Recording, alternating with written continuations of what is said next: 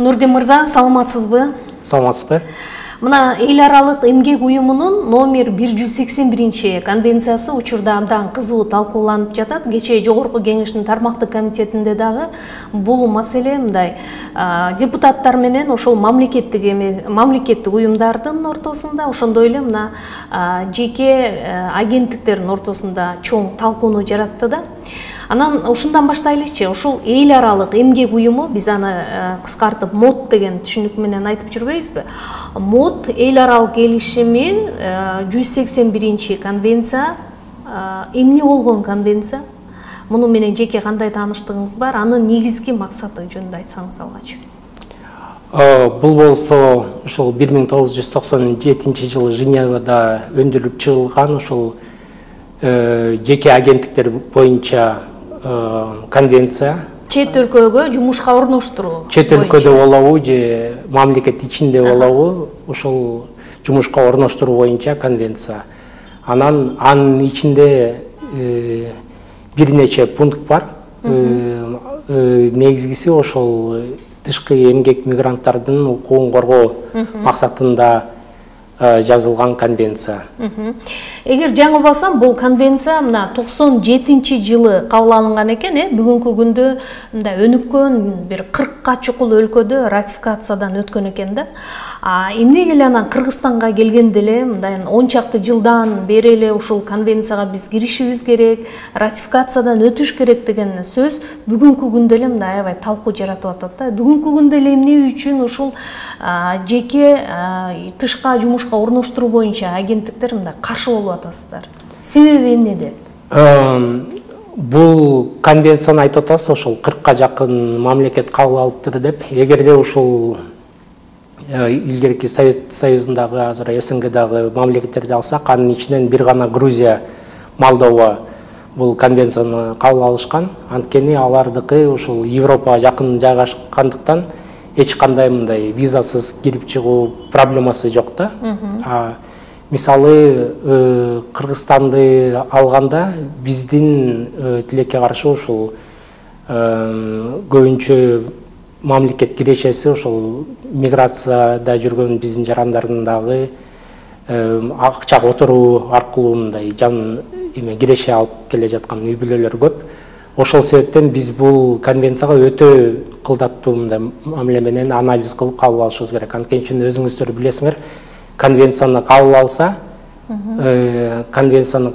уже аны кайра артка тартып же өзгөртүп мындай жокко чыгаруу деген мүмкүн эмес. Мүмкүн эмес. Анан биздин сунушубуз мындай болуп атат. Ушул тышкы эмгек миграциясын жөнгө келтириш үчүн өзүбүздүн закон болобу өнүктүрүп чыгалы, ошону разработка кылып чыгалы. Азыркы эң чоң жагдай бул болсо ошол биздин Кыргызстанда эмес, чет өлкөдө жүрүп онлайн интернет аркылуу ушул мошенник шылуундар көптөгөн кыргыз жарандарын мындай алдап кетип жатышат. Ошолорду кантип контролдойбуз? Мамлекеттин ичиндеги ошондой жагымсыз компанияларды кантип көзөмөлдөйбүз деген суроону өнүктүрүп чыкмакпыз да. Анан өзүбүздүн закон болсо, ар бири өзүбүздүн катачылык болобу, жакшы болобу, инструмент катары жыл сайын болсо дагы өзгөртүп биздин ошол миграция тармагын көзөмөлгө жардам бермек, алмак болчу. Айтыңызчы, сөзүңүзгө аралжы ушул жерден такталоо үчүн да, мисалы, ушул 181 конвенция бүгүн эмне үчүн кабыл алыш керек деген маселе көтөрүлдү анда. Эмне үчүн ушул азыр аябай талкуу жаратып атат? Бул конвенциянын инициаторлору бул конвенцияны кабыл алсак, ошол азыркы учурда Кыргызстанда болобу, чет өлкөдө болобу, ошол мошенник шылуундар жоголот. Биз агенттиктерди көзөмөлгө алышыбыз керек деген ойду айтып жатышат. Ким ал демилгечилери? Буга чейин ошол эмгек министрлиги демилгечилүү болуп келген болчу, бирок ага чейин ошол кабинет министровдон поручение түшкөн деп айтып жатышат. Негизги бул проекттин инициатору ошол эл аралык эмгек уюму да, МОД деп аталат, ошолор бул конвенцияны өткөзгөнгө аракет кылып жатышат азыркы учурда. Азыркы учурда мамлекеттик органдардын ошол эле түздөн-түз эмгек, социалдык коргоо жана миграция министрлигинин позициясы кандай болуп атат? Мен түшүндүм, сиздер, сиз жетектеген ассоциация буга азырынча каршы экен, Азыркы учурда ошол биз эмгек министрлиги менен диалогтобуз, өзүбүздүн ой пикирибизди айтып, тегерек стөлдү уюштуруп, рабочий группа түзүп, өзүбүздүн позициябызды түшүндүрүп келе жатабыз. Анткени ошол башка ошол сиз айткан 40 өнүгүп кеткен, мисалы Германия же Италия же башка бир мамлекеттерди алганда, албетте ал жерде мындай миграция суроосу өтө маанилүү эмес. Анткени үчүн жарандар өзүлөрүнүн өлкөсүндө тартибинде эмес ал жакта, өзүлөрүнүн өлкөсүндө деле жакшы акча таап иштеп келе жатышат. Биздин мамлекет ошол тышкы миграциясына өтө көз каранды. Ошол себептен жети өлчөп бир кесип деген максатта биз ар бир закон пунктун анализ кылып чыгышыбыз керек деп айтып келе жатабыз. Айтыңызчы, мисалы, ошол эле жогорку кеңештин тармактык комитетинде бул маселе учкай талкуу жаратты. Анан эми бир катар депутаттар айтып атышат, бул тармактык комитет эле муну чече албайт, келгиле биз муну парламенттин жыйынына алып чыгалы, 90 депутат дагы өз пикирин айтсын деп. Бирок ал арада ушул агенттиктер конвенция бизнеске тоскоолдук жаратат деген ойду айтып атат, Мына сиз дагы ошол комитетте айттыңыз. Эмне жүйө менен буга кандай жооп бересиз?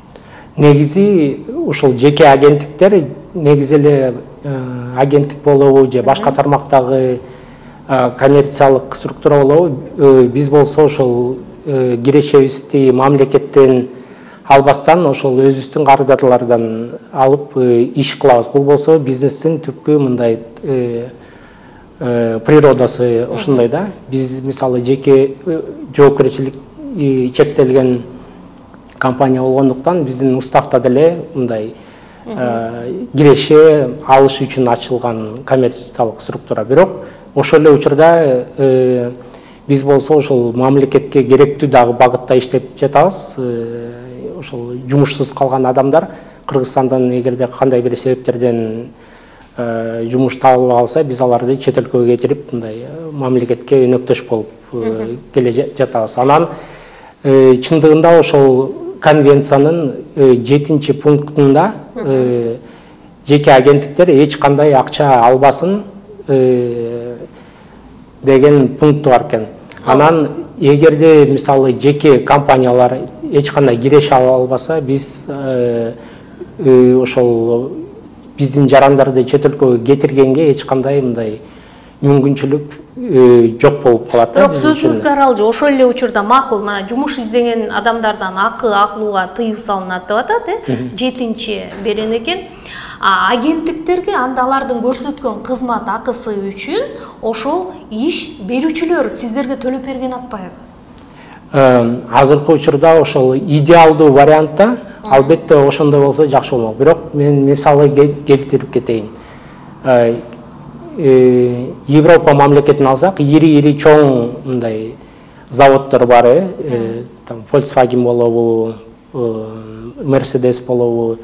Алар болсо ошол түзмө-түз 20 киши алат элек деп бизде кичинекей агентстволорго чыкпайт. Алардын өзлөрүнүн ошол 100 жылдап иштеп келе жаткан партнер агентстволор бар чет өлкөдө.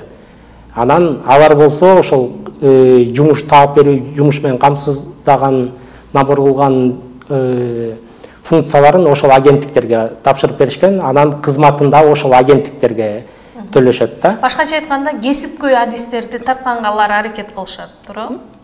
Жок, бул жерде ошол 2 пункт бар. Биринчиден түзмө-түз ири заводдор кичинекей агентстволор менен иштешпейт. Алар болсо ошол 5 жылда бир тендер жарыялашат.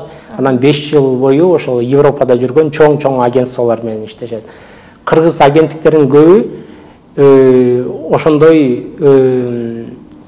агентстволор менен иштешет да. Мисалы түзмө-түз Volkswagen менен иштешкен компанияларын мен кезиктер элекмин. Анан Албетте завод ошол эми кызмат акысын ошол агенттиктерге төлөп беришет, бирок ал агенттиктер бизге төлөп бергенге даяр эмес да. Ошондо жумуш берүүчү эки агенттиктерге төлөгөнгө шарты жок. Экинчиден, мисалы ошол международный конкуренция деген нерсе бар. Биз болсо ошол айтып атабыз, кыргыздары акча мындай биздин жарандар акча төлөбөсүн, чет өлкөлүк компаниялар наоборот агенттикке төлөп берсин деп айтып жатабыз. Бирок бул конвенцияны чет өлкөдө мисалы биздин кошуна мамлекеттер ратификация кылган жок. Казакстан. Жок, Кыргызстан шартын айтыңызчы. Анда Кыргызстандын агенттиктери аркылуу барган жумушчулар конкуренттүүлүккө жооп бере албайт деген ойду айткыңыз келип атабы? Мисалы мен жумуш берүүчү болсом, эгерде мен кыргыз жарандарына төлөп беришим керек болсо, же кыргыз агенттиктерге, мисалы Өзбекстан же Казакстандары акысыз келе турган болсо, албетте мен ошол башка мамлекеттер менен иштейм. Европаны алганда бир гана ошол кыргыздарды күтүп турган жери жок. Ал жерде ошол түштүк Африка мамлекеттеринен көп киши келет. Чыгыш Европадан өзлөрү деле Батыш Европага барып иштеп келишет. Бизден тышкары мындай Европада иштейт элем деген көптөгөн улуттар бар да. Анан эгерде кыргыз мамлекети биз ушундай конвенция ратификация кылдык, эми бизге акча төлөгүлө деп айтса, биз ошол канча жылдан бери өнүктүрүп келген вакантный местолордун бардыгы эле ошол кошуна мамлекеттерге кетип калат да. Эми бул жердеги эң негизги жүйө, конвенцияны кабыл алсак, Кыргызстандагы ошол жарандарды чет өлкөгө жумушка орноштуруп аткан жеке агенттиктерге өтө кыйын болот. Алар жоюлуп кетүү коркунучу бар деген ойдосуз, Демек жоюлуп кетсе, анда бул жумушту мамлекет жүргүзүп кете албайбы? Анда ишеним жокпу? Бул жерде эки мындай натыйжасы бар бул конвенцияны кабыл алсак. Биринчиден, ошол биз кызмат акы ала албай калсак, албетте башка тармактарга кетишибиз керек болот. Же кээ бири айтып жатышат, биз Казакстанга барып иштейбиз, ал жерде жада калса лицензия каралган эмес экен. Мындай биздин мисалы мамлекет ошол кызмат акыбызды чектеп койгон алгангачы, мисалы бир айлык маянасы $1000 боло турган жумуш болсо, биз бир гана жолу 50% алганга уруксатыбыз бар да, мисалы зарплатадан ошол 50%. Чет өлкөдө, мисалы Казакстанда агенттиктер андай чектөө жок, алар бизге караганда 3-4 эсе кымбат кызмат акысын коюп алып иштеп келе жатышат. Кызмат акыңыздар айталык $1000 50%-ын ала турган болсоңуздар, сиздер ошондо ошого толук түрдө гарантия берилеби ишке орношуу боюнча? Биз болсо анткени парламентте да Самак мырза тарабынан айтылбадыбы? Мисалы, сиздер 30 кишилик жумуш орду үчүн сиздер керек болсо 300 кишиден каражат алып, анан алар жылдап күтүп жүрүшөт депчи. Биз ошол бардык мындай көп негизи тышкы миграция бул бир нече факторлордон турган нерсе да. Анан бир гана ошол конвенциянын 13 пункту менен бардык проблемабызды чечип кете албайбыз. Биз ар бир пункту закон түрүндө жазып чыгышыбыз керек. Мисалы, биз дагы азыр сунуш киргизип жатабыз. Жаңы ачылган компаниялар биринчи жылы 100 киши кетирсин, күчтүү болсо 200 киши кетирсин, бирок жанакындай жүздөп көп кишини алып алып, анан кетире албай калганда албетте туура эмес нерсе. Биз ассоциация катары бул нерсени дагы мындай туура эмес деп эсептейбиз. Эгер ошол конвенциянын 7-беренесиндеги талап боюнча жеке агенттиктер кызмат акы ала албай кала турган болсо, анда мамлекетке да кайрылбастан анда ортомчулар аркылуу мындай иш жүрүп кетет деген коркунуч болушу мүмкүнбү, жокпу? Болушу мүмкүн. Мисалы, азыркы учурда биз ошол 197 лицензия берилди деп айтып келе жатабыз. Андан тышкары бир эсе көп биздин ошол жарандары тилекке каршы ошол мошенник шылуундарга кабыл алып калып атышат. Алардын саны бизден бир несе көп. Анан эгерде легалдуу мамлекетке баш ийип отчет берип биздин мигранттардын ошол чет өлкөдө болгон проблемаларын четип жүргөн агенттиктер жабылып калса, ордубузга интернет аркылуу болобу, лицензиясыз болобу мошенник шылымдар көбөйүп ошолор иштеп кетиши мүмкүн да. Аларга мисалы Украинада отурган бир мошенник болсо, биздин укук коргоо органдары деле жете алабы, жете албайбы, бул чоң суроо болуп калат. Түшүнүктүү. Ушул жерден дароо айта кетеликчи. Мисалы, азыркы учурда лицензияны сиздерге атайын түзүлгөн мындай ведомстволор аралык комиссия тарабынан берилет, Кыргызстанда 197 жеке агенттик бар экен. Туурабы? Бирок сиздердин ишиңиздерди мамлекеттик жөнгө салуу же болсо мамлекеттик көзөмөл процесси кандай ишке ашат? Бизди ошол лицензия берген госорган ЦТГР деп аталабыз, Центр трудоустройства граждан. Биз менен ар дайым байланышта, анан көпчүлүк проблема болгондо биздин жарандар да ошол жака кайрылышат. И биз тараптан да кандай бир маалымат керек болсо ошол жака кайрылабыз. Анан биз болсо ошол жеке агенттиктер лицензиясы жогото албайлы деп кандай бир жагдай болсо, биринчи ирет ошол мамлекеттик госорганга жеткизбей чечип кеткенге дагы аракет кылабыз да. Анан бирок эгерде кандай бир кылмыш иши болсо, аны ошол укук коргоо органдары гана көзөмөлдөй алат. ЦТГРдин эч кандай мындай надзирательный полномочиясы жок. Ошол боюнча дагы биз неге ошол конвенциянын ордуна өзүбүздүн жеке законду өнүктүрүп чыгалып атабыз, анткени үчүн ал закондо ичин кандай кылабыз, кандай көзөмөлдөйбүз бардыгын жазып чыкканга мүмкүнчүлүктөр болот. Ошонун ичинде дагы ошол частный агентстволорду көзөмөлдөгөнгө дагы көбүрөөк функция болот. Мисалы 197 агентство деп айтып жатабыз.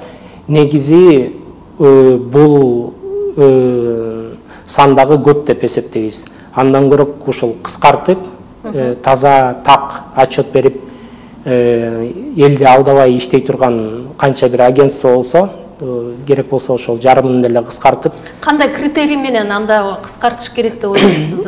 Ошол 197нин дээрлик бардыгы эле ассоциациянын мүчөсү болуп эсептелеби? Жок, биздин ассоциацияга 50ге жакын компания кирет. Биз дагы ассоциацияга ошол кабыл алып атканда бир гана ишенимдүү көп жылдан бери иштеп келе жаткан. Критерийлерди санап койсоңуз, кайсы негизде? Мисалы, сиз айтып кеткендей, ошол убада берген агентстволор жумушка орноштурабы, эгерде кетпей калса, ошол кетпей калган жарандардын акчасын кайра кайтарып береби? Жанакы дагы бир чоң проблема, ошол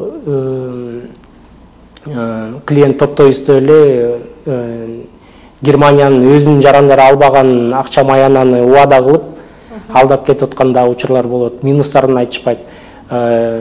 Биздин ассоциацияга кирген мындай тажрыйбалуу компаниялар тескерисинче минус жактарын көрсөтүп айтат да. Ал жерге силер эс алганы барган жоксуңар, жатаканасы мындай болот, жумуш оор же смен деп иштейсиңер, тигиндей мындай деп.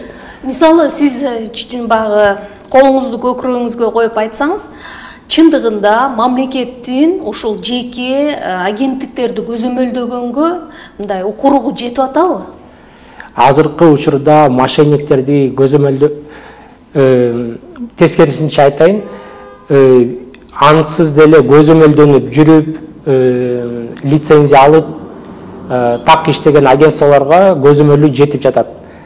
Демек, өтө көбүрөөк болуп кетип аткан экен да, көзөмөлдө катуу болуп атабы? Тескерисинче ошол законго баш ийбей, эч кандай лицензия албай, эч кандай мындай жоопкерчилик албай жүргөн интернеттеги мошенниктерге тилекке каршы ошол мамлекеттин көзөмөлдөгөнгө функциясы жок болуп атат. Ошондо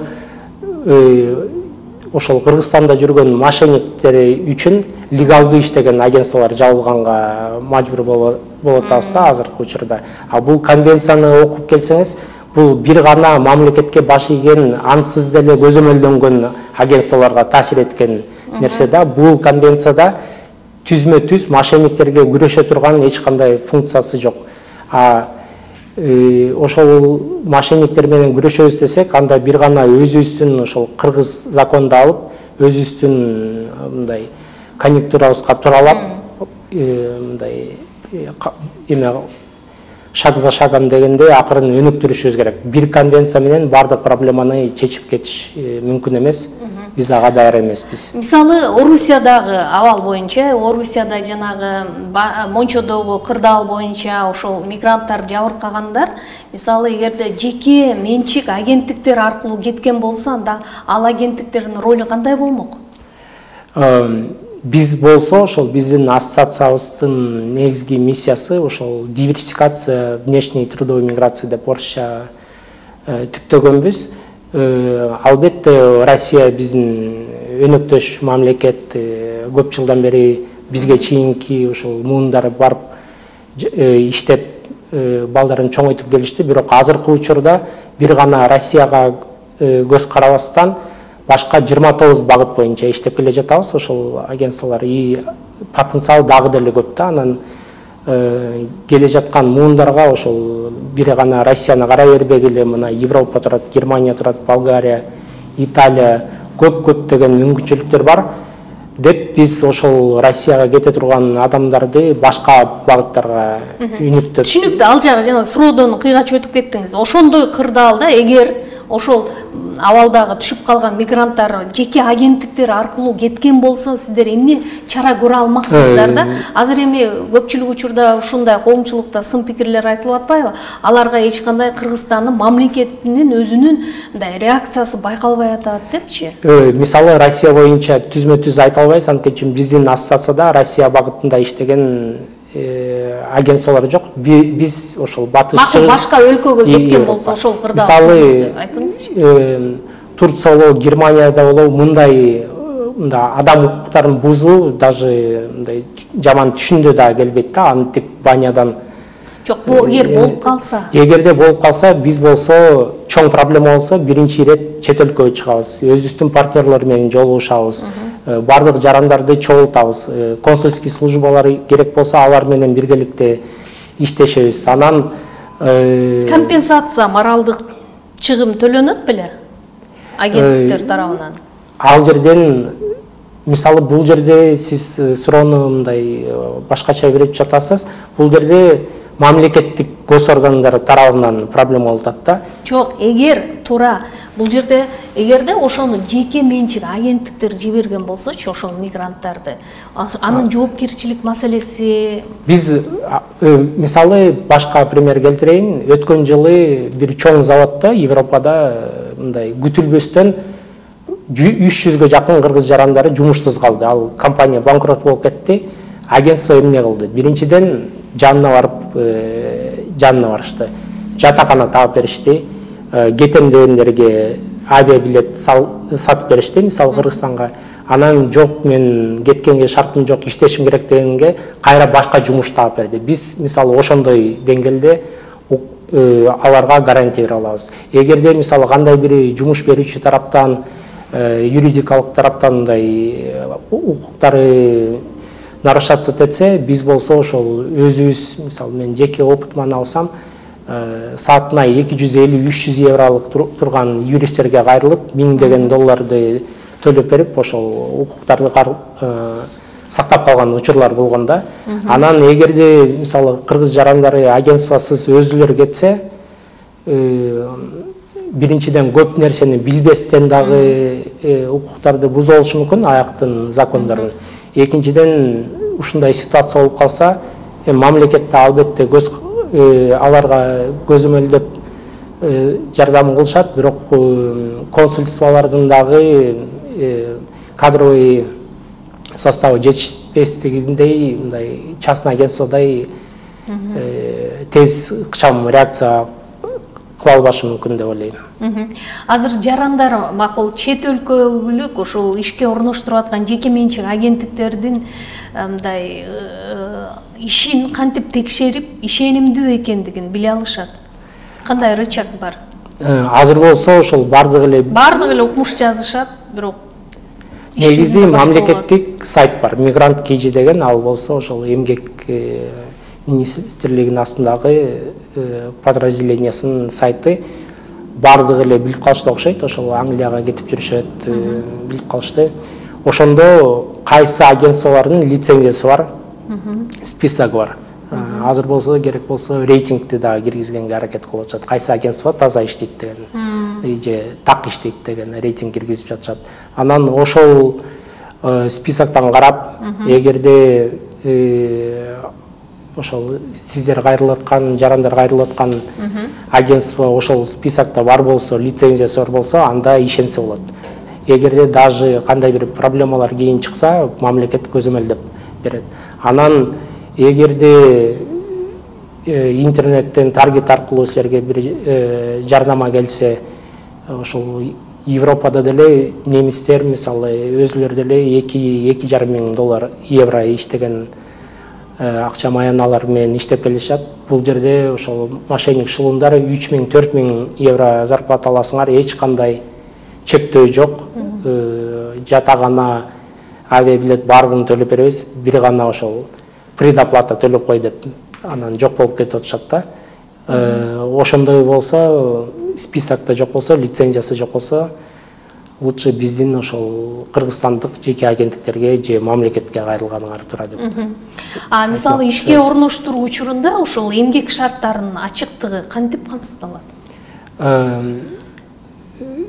Көп жылдан бери иштеп келген агентстволор өзүлөрү деле билип калды. Эң жакшысы бияктан морально дагы, практично дагы эмгек мигранттарды даярдап туруп кетириш керек. Предвыездная подготовка деген бар. Ал боюнча биз ошол мамлекет тарабынан да тренингтерди өтүп келе жатабыз. Канча саат иштейсиң, эмне жумуш, юридикалык жардам, кеңеш баары каралат. Юридикалык жардамы, ошонун бардыгын биз айтып туруп кетиребиз. Анткени үчүн бизге деле өзүбүзгө проблемаларды чет өлкөдөн чечкенге караганда, андан көрө Кыргызстандан түзмө-түз чечип алганыбыз жакшы да. Эгерде мындай проблема болчудай болсо, лучше биз ал мигрантты кетирбей койгонубуз жакшыраак, чем кетирип алып анан Европадан проблема болгонго. Азыркы учурда Кыргызстандагы агенттиктер кайсы өлкөлөр менен мындай тыгыз иштешет? Мисалы, башка өнүккөн өлкөлөргө чыгууга мүмкүнчүлүктөр түзүлдүбү же азыр эле ошол Орусия анан Европанын эле бир топ мамлекеттери саналуу? Эми Европа көп эле мамлекет бар ичинде. Мисалы, азыр демографический кризис болуп атат. Европада көп мамлекетте бала төрөлбөстөн ошол жаңы жумуш орундары көбөйүп, ал жерге мисалы европалык жарандар өзүлөрү иштегиси келбейт, чет өлкөдөн киши алып келип иштетишет да. Мисалы Германия мамлекети жаңы закондорду өнүктүрүп чыкты. Мурда тил билиш керек же диплом болуш керек десе, азыр 8 айга чейин диплом жок деле, тил жок деле эме жумушка орноштуруп башташты. Италия боюнча акырындан иш жүргүзүп атат. Мамлекет өзү Англия тармагында жакшы иштеп келе жатат. Польша, Латвия, Литва деп. Андан тышкары буга чейин дагы жеке агенттиктер иштеп келишкен. Японияга азыр мамлекет тарабынан дагы ошол министр баш болуп Япония менен келишим түзүп жүрүшөт. Перс булуңундагы мамлекеттер бар. Алар дагы мындай көптөгөн кыргыз жарандарды жумушка орноштурушат.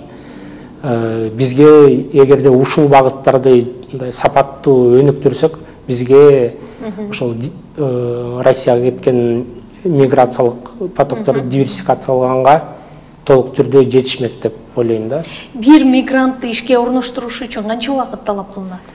Эгерде Европаны алсак, орто өлчөм менен 1 жылга чейин созулушу мүмкүн. Мисалы, кээде посольстводо ошол проблемалар болуп калат. 3-4 ай мурун посольствого жазабыз.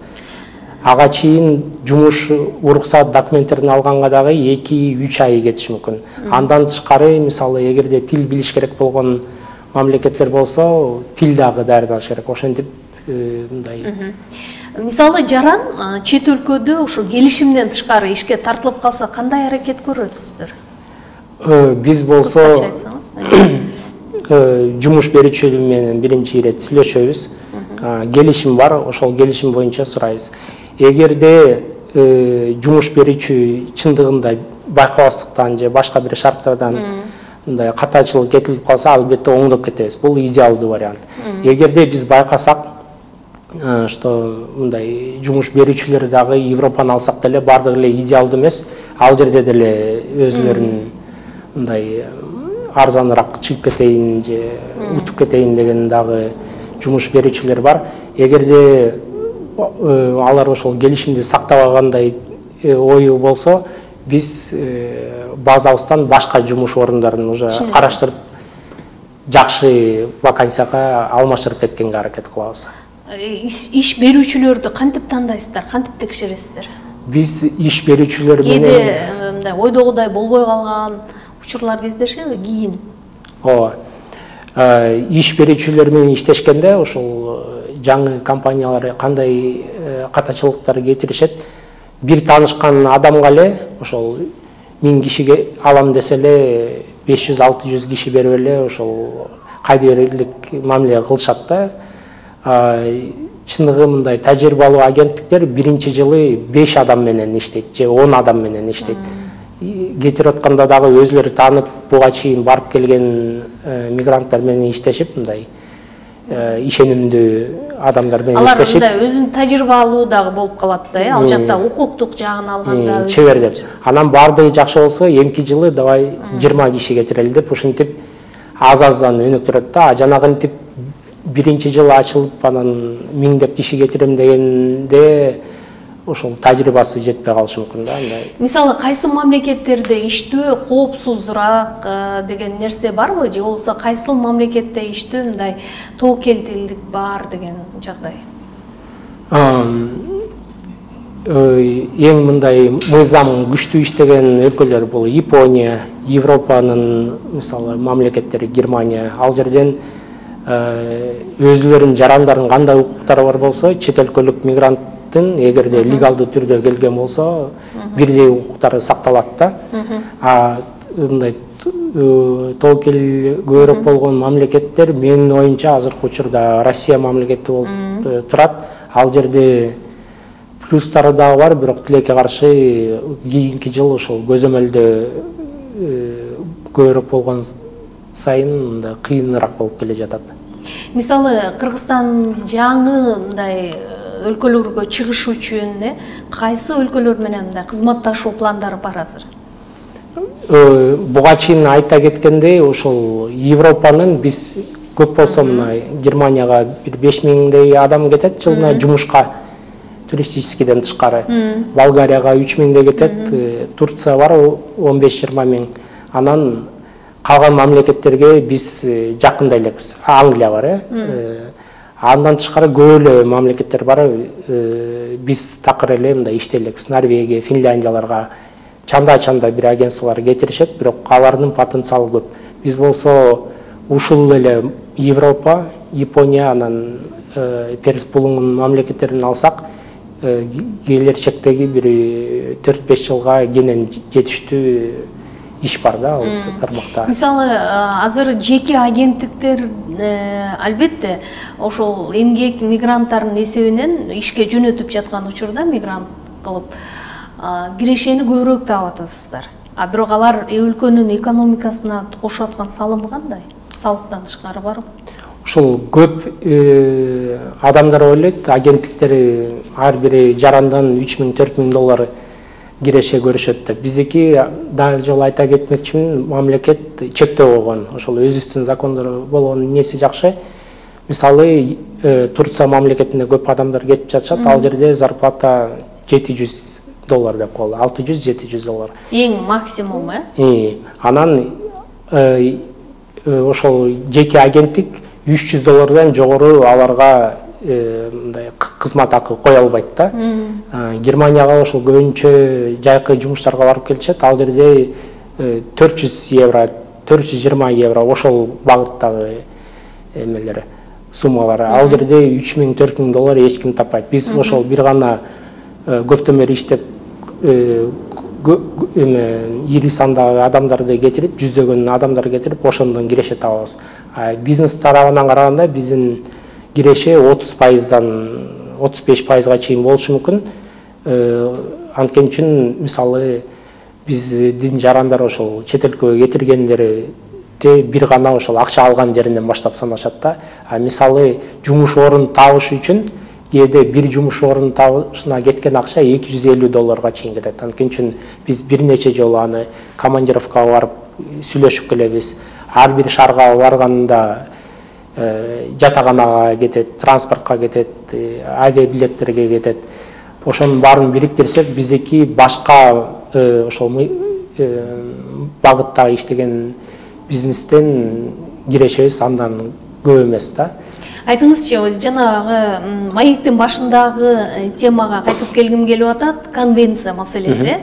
Биз айтып атабыз, негизги эле көйгөй бул жерде талкууда дагы айтылганы ушул жеке менчик агенттиктер жанагы кирешеден кургала тургандыгы маанилүү маселе болуп атат да, туурабы? Нурдин мырза, туурабы?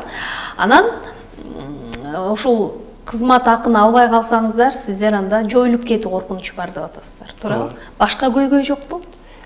Ошол конвенцияда азыр так эме санын айта албайм, 13 же 14 пункт бар. Же 17.